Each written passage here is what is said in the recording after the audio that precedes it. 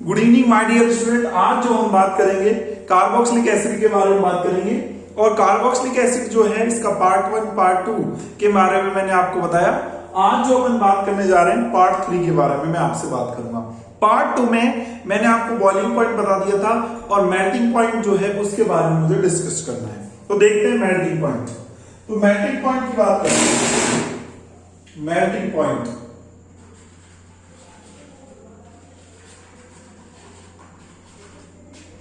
तो शॉर्ट में इसको बोलेंगे एमपी। तो मेल्टिंग पॉइंट जो रहते हैं ना कार्बोक्सिलिक एसिड के, उसमें आप इंटरेस्टिंग चीज ये बोलोगे कि इनमें जो होते हैं ऑड वाले जो होते हैं कार्बोक्सिलिक एसिड और इवन वाले जो कार्बोक्सिलिक एसिड होते हैं, इसमें इवन कार्बोक्सिलिक एसिड के मेल्टिंग पॉइंट ज्यादा होते हैं। ये चीज इनमें देखी जाती है। तो यहां पे एक इंपॉर्टेंट चीज ये है, देखो जनरली तो आप ये बोलोगे, जनरली क्या होता है कि मोलर मास बढ़ेगा तो क्या होगा, मेल्टिंग पॉइंट भी क्या होगा, इंक्रीज होगा। ये आप जनरली बोलोगे, ठीक है, जनरली आप इस बात को बोलोगे। लेकिन क्या होता है,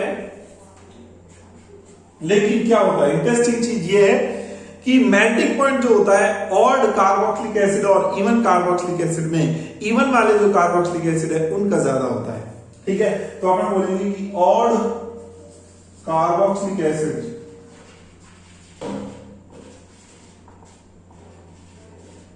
और carboxylic acid have lower melting point than even carboxylic acid. ये बात आप बोलोगे। तो देखें, इस बात को प्रूफ करें और इसका एक एग्जांपल लेता हूं मैं आपके सामने, तब आपको ये सही समझ में आएगा। देखें एक एग्जांपल। तो एग्जांपल मैं ले रहा हूं यहां पे। अगर मैं बात करूं ये CH3 और ये CH2 और ये CH2 और ये COOH, ठीक है। ये 4 कार्बन वाला एसिड है और ये 5 कार्बन वाला एसिड। देखो CH3 CH2 और CH2 और CH2 और COOH, ठीक है। ये जो है ये है ब्यूटेनॉइक एसिड, ये ब्यूटेनॉइक एसिड है। और इसकी बात करेंगे तो ये क्या है, ये है पेंटेनॉइक एसिड। पेंटेनॉइक एसिड है। अब देखो इंटरेस्टिंग चीज ये है कि ये इवन कार्बन है, इवन कार्बन, ठीक है। ये क्या है, ये ऑड कार्बन। ऑड कार्बन क्या है, यहां पे कितने कार्बन है, टोटल 5 कार्बन है यहां पे। तो यहां पर बोलेंगे मोर रिपल्शन, ज्यादा रिपल्शन होगा यहां पे। आप कहोगे आप ज्यादा रिपल्शन कैसे होगा सर? रिपल्शन ज्यादा इसलिए होगा, देखो यहां पे ये CH3 है, इधर CH2 है और इधर COOH। 3 ग्रुप एक साथ पास में है। तो यहां पर बोलेंगे कि ये 3 ग्रुप ज्यादा ही पास में है, तो इनका रिपल्शन ज्यादा हो जाएगा, मोर रिपल्शन। यहां पर बात करेंगे ये CH3 है, ये CH2 है। तो यहां पे ये जो छोटे ग्रुप हैं, 2 ग्रुप हैं, ये पास में है, यहाँ पे ये 2, ठीक है, ये 2 पास में। यहाँ पे 3 ग्रुप एक साथ पास में हो गए, तो बोलेंगे कि इनका रिपल्शन ज्यादा होगा। तो यहां पर बोलेंगे कि लेस रिपल्शन यहां पर कम है और यहां पर रिपल्शन ज्यादा है। अब आपको पता है कि रिपल्शन अगर बढ़ता है तो स्टेबिलिटी क्या हो जाएगी, स्टेबिलिटी डाउन हो जाएगी। और अगर स्टेबिलिटी डाउन हो गई, ठीक है, तो मेल्टिंग पॉइंट क्या हो जाएगा, कम हो जाएगा। इसलिए मैं बोलूंगा कि 5 कार्बन वाला जो पेंटेनॉइक एसिड है उसका मेल्टिंग पॉइंट कम आएगा। और अगर मैं बात करता हूं यहां पे, तो यहां पे रिपल्शन क्या है बताओ, कम, तो स्टेबिलिटी क्या होगी, ज्यादा, स्टेबिलिटी इंक्रीज हो जाएगी।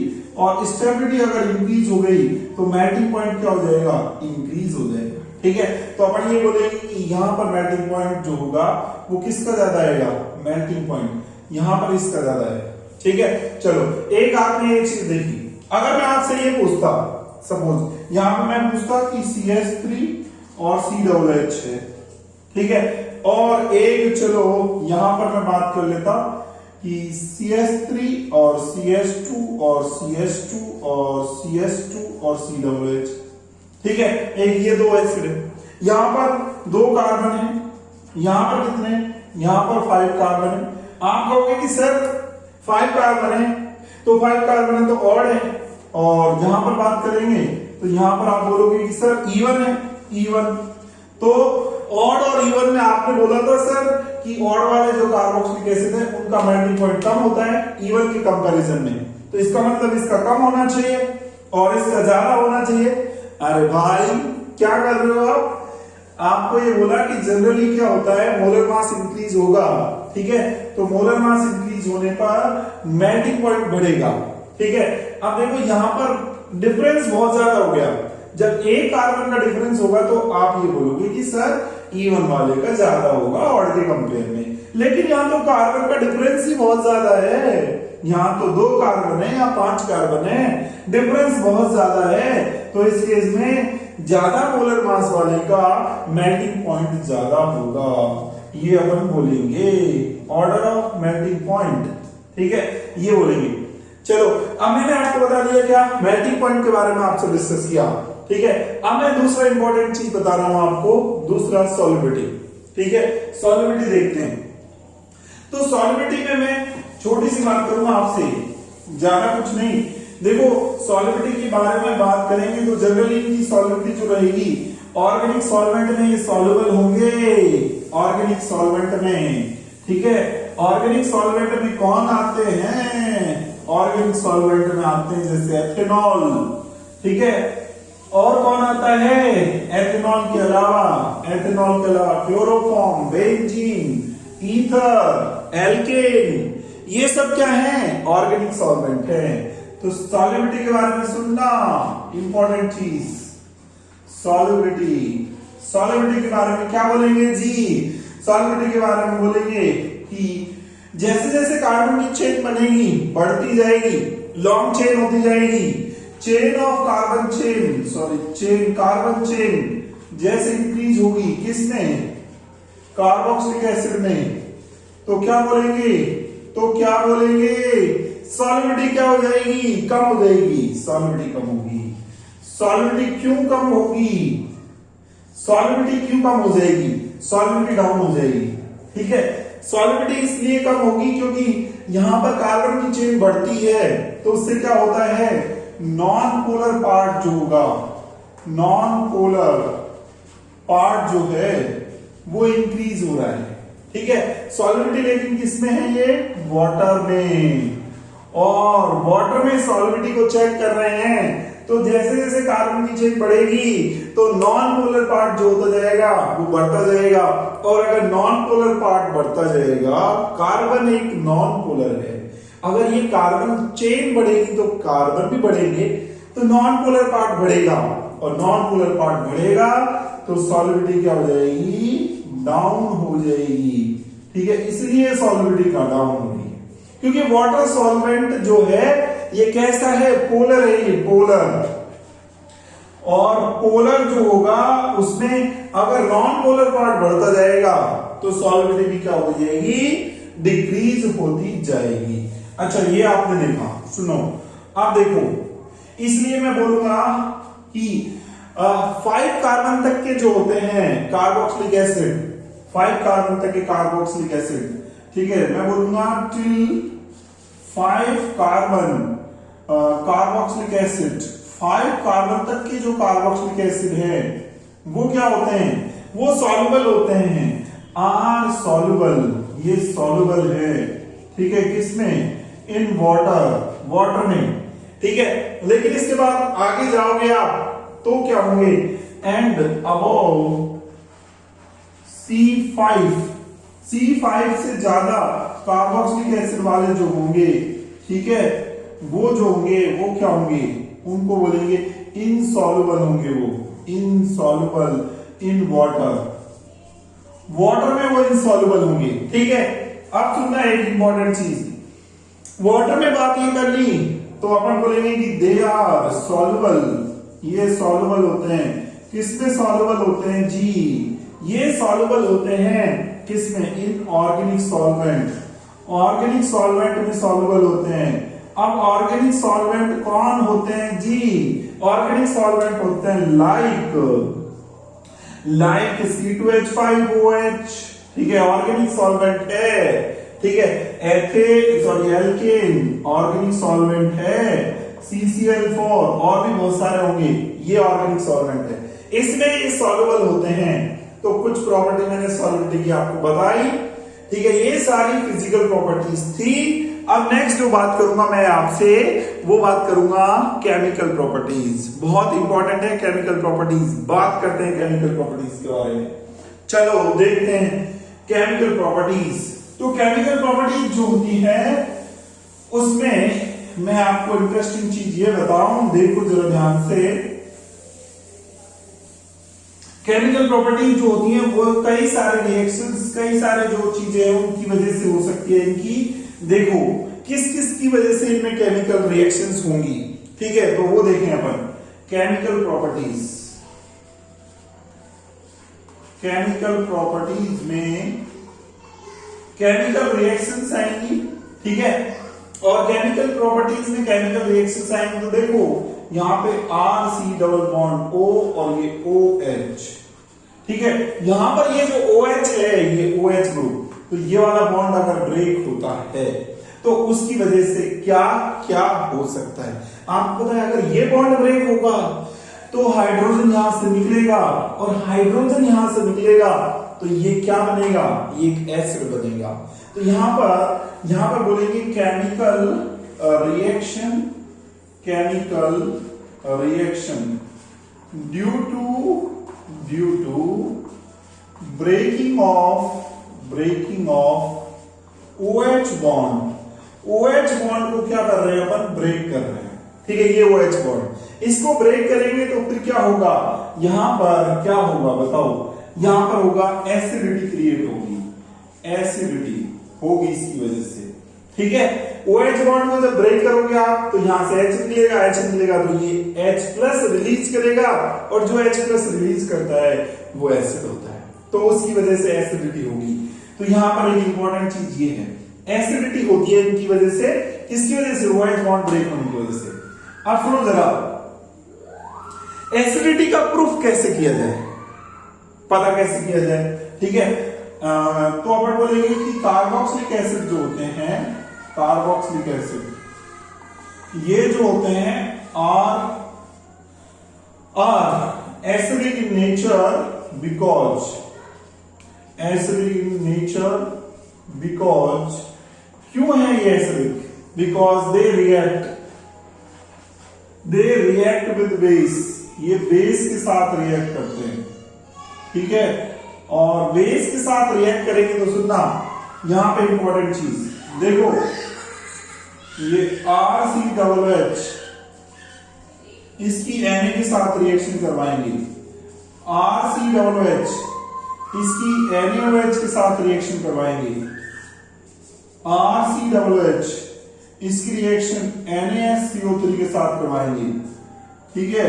RCOOH इसकी रिएक्शन CaO के साथ करवाएंगे, ठीक है। RCOOH इसकी रिएक्शन CaCO3 के साथ करवाएंगे। तो देखना यहां पर अगर इसके साथ इसकी रिएक्शन करवाते हो तो सुनना इंपॉर्टेंट चीज क्या होगा, यहां से ये होगा RCOON बन जाएगा।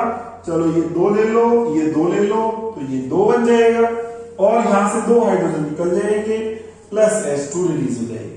चलो इसके साथ करवाते हैं तो फिर क्या होता है, यहां से RCO और Na मिलके RCOONA बन जाएगा, और प्लस यहां से H और OH मिलके H2 हो जाएगा, ठीक है। अब देखिए यहां पर H2 बन रहा है, यहां H2 बन रहा है।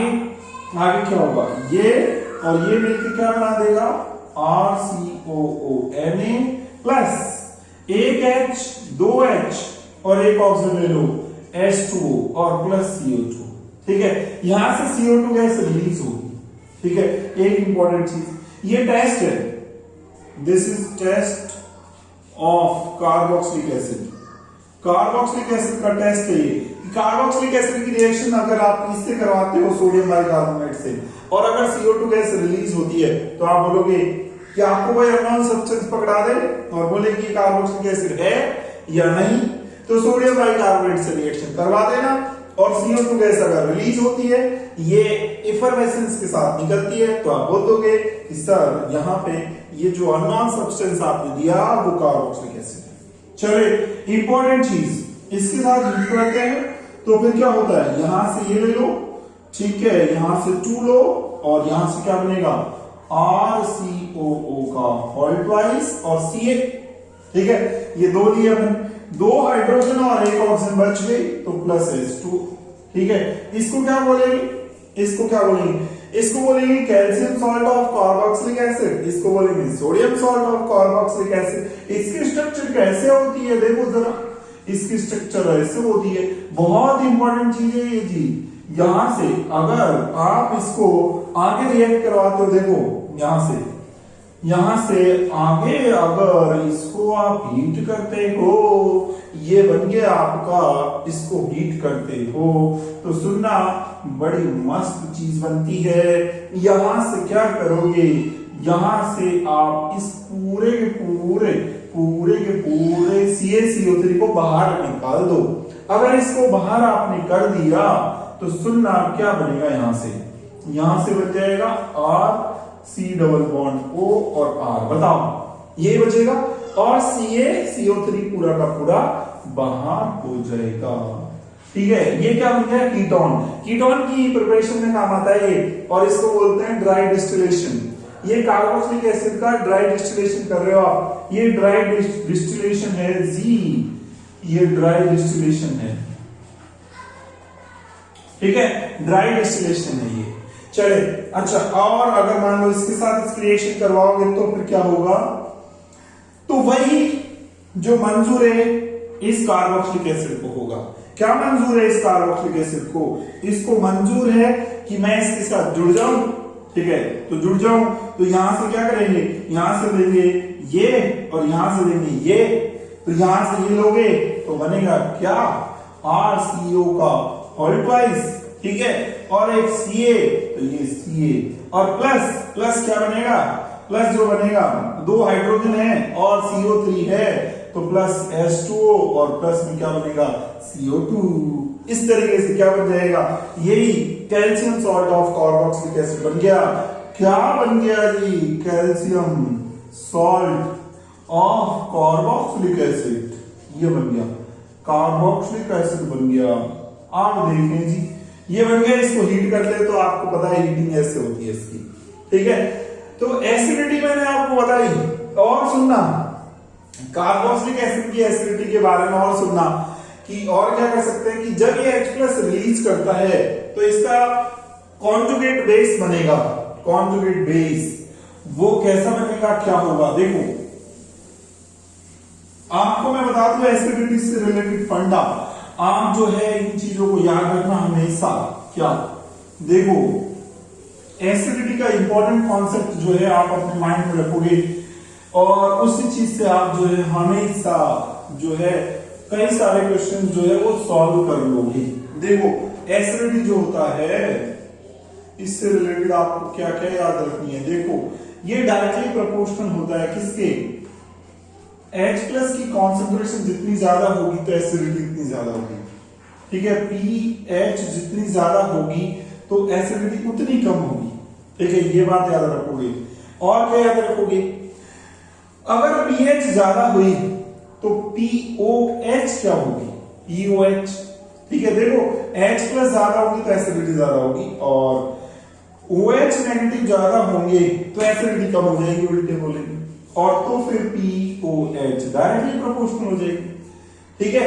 pH जितनी ज्यादा होगी जितनी कम होगी एसिडिटी उतनी ज्यादा होगी, तो POH मोल्टा बोलेंगे, एक चीज।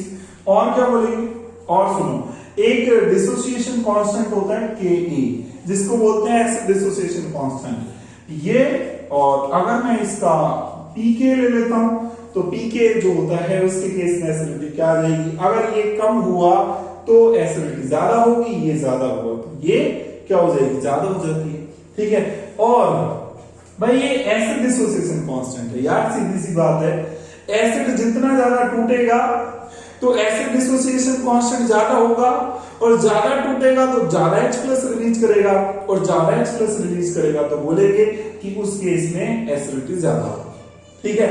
तो एसिड डिसोसिएशन कांस्टेंट का बढ़ना एसिडिटी का बढ़ना होता है। एसिड डिसोसिएशन कांस्टेंट ज्यादा है तो मतलब वो एसिड ज्यादा टूट रहा है, और ज्यादा टूट रहा है तो ज्यादा H+ दे रहा है, इसलिए इसको डायरेक्टली प्रोपोर्शनल लिखा है।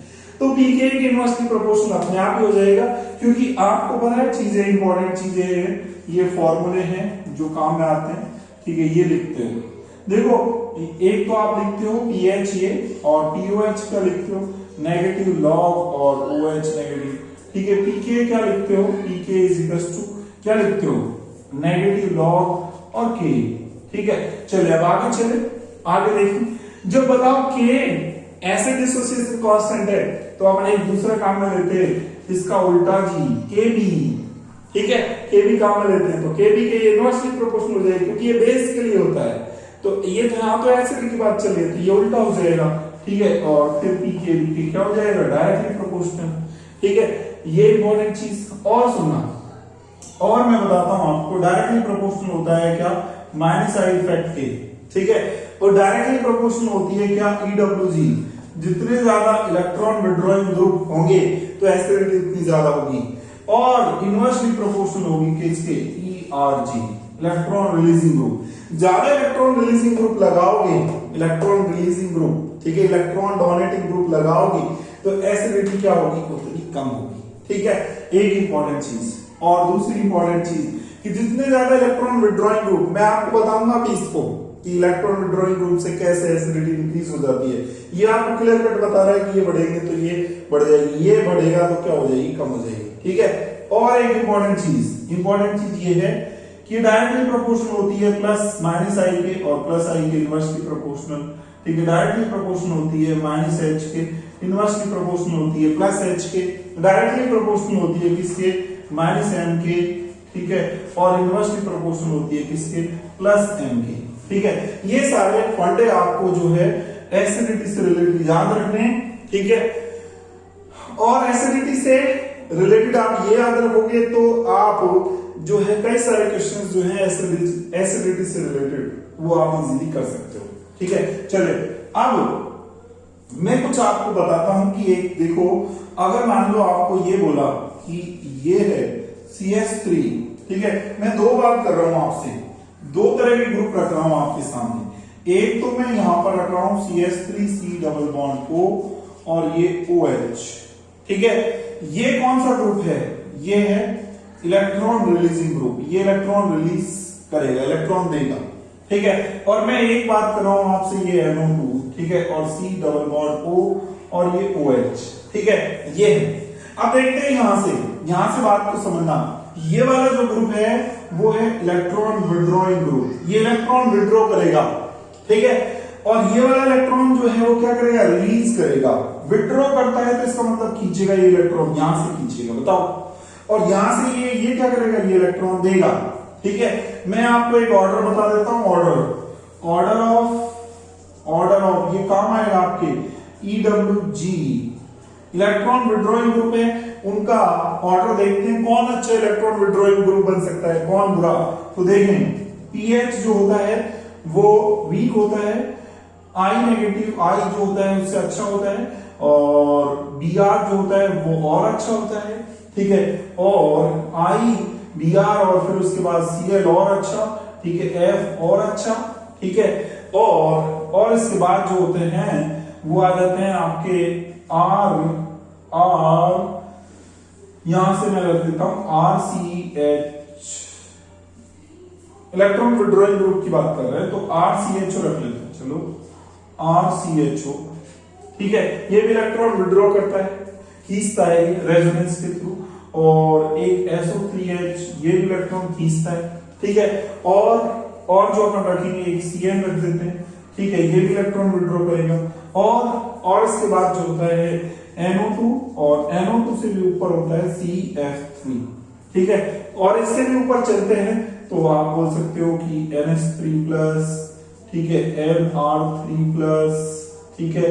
और फिर इससे ऊपर जो चलते हैं वो NF3+, ठीक है, ये आप बोल सकते हैं। चलो ये ऑर्डर है कुछ इलेक्ट्रॉन विड्रॉइंग ग्रुप का, जो आप याद रखोगे कि कौन अच्छा खींचेगा, सबसे अच्छा खींचता है ये, उसके बाद इसका नंबर, उसके बाद इसका नंबर, फिर नंबर, ठीक है। सबसे बुरा ये है, ठीक है। इन सब में बात नहीं कर रहा। पीएच क्या है, फिनाइल है, C6H5 है।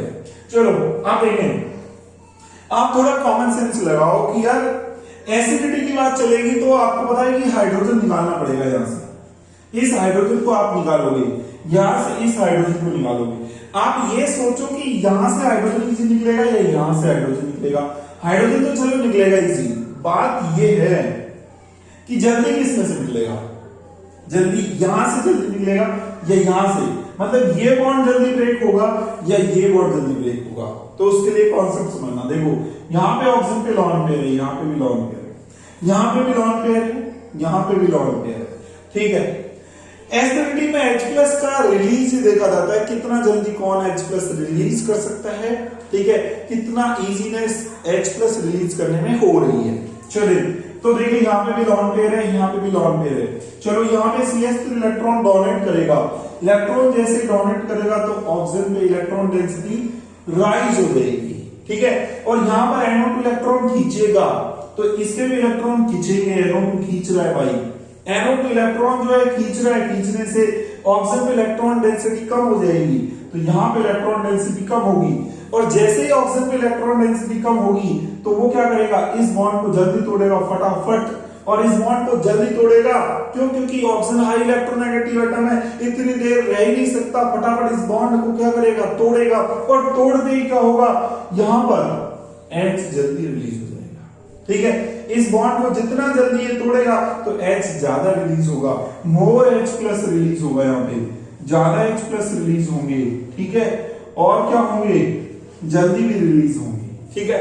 अच्छा यहां पर बात करते हैं तो यहां पर ऑक्सीजन पे इलेक्ट्रॉन डेंसिटी क्या हो जाएगी, बढ़ जाएगी, इलेक्ट्रॉन डेंसिटी बढ़ेगी तो फिर क्या होगा, ज्यादा इलेक्ट्रॉन हो जाएंगे इस ऑक्सीजन पे, तो ऑक्सीजन बोलेगा अब मुझे जरूरत नहीं है, तो नहीं है तो मैं इस बॉन्ड को धीरे धीरे तोड़ूंगा, तो धीरे धीरे तोड़ूंगा क्योंकि मेरी जरूरत नहीं है अब इलेक्ट्रॉन लेने की, तो ऑक्सीजन धीरे धीरे तोड़ेगा।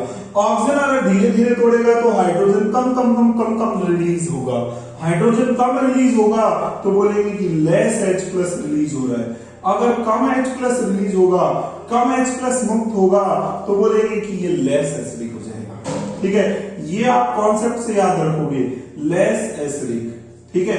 और ये ज्यादा H प्लस रिलीज करेगा तो बोलेंगे कि मोर एसिडिक, ये ज्यादा एसिडिक हो जाएगा, ठीक है जी, ये आपको याद रखना है। चलिए इस कॉन्सेप्ट से आप ये बोलोगे।